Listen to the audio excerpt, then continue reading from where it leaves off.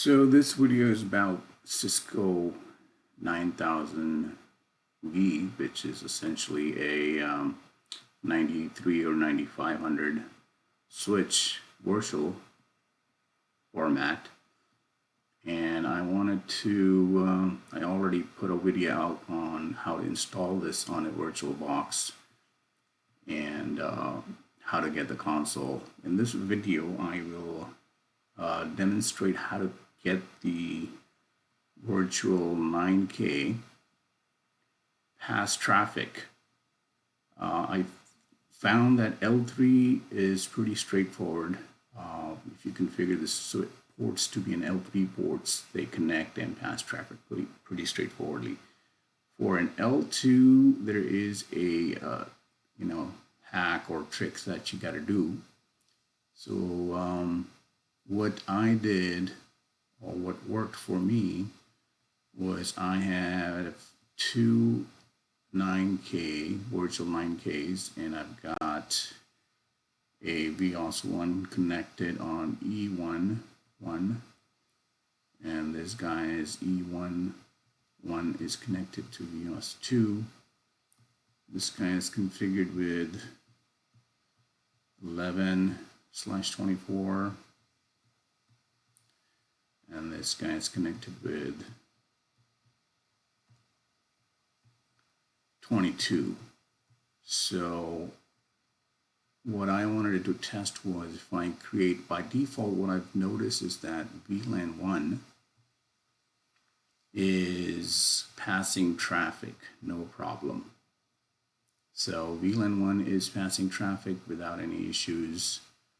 But when you go create some other VLAN, in my test I did VLAN 10, and by default it did not pass traffic.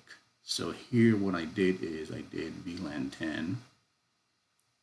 I put these two interfaces on VLAN 10 by doing switch port access VLAN 10, and then I also created a trunk port on E12.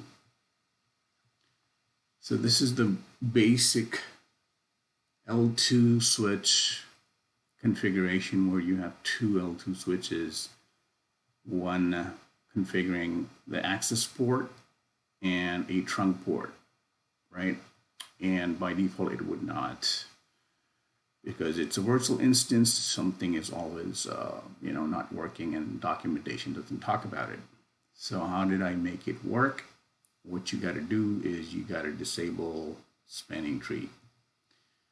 So you got to do no spanning tree VLAN 10, or whichever VLAN you're trying to make traffic pass, and that's the way it's going to start passing traffic.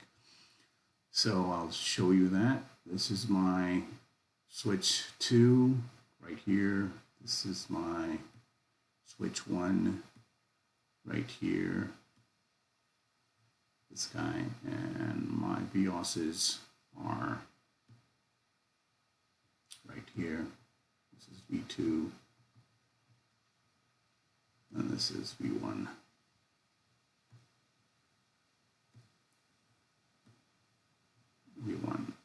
And if I do ping 10.0.0.2, it's passing traffic just because I was able to do, and I'll show you the config show run interface. That's the access port on both sides. Here's the trunk port.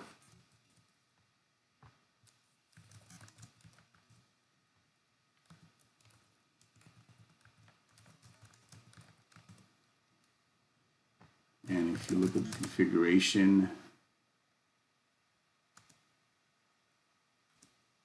I have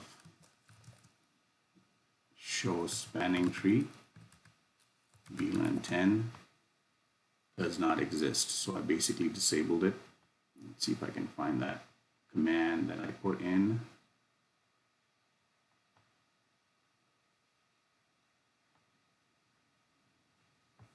The command is pretty straightforward. No spanning tree,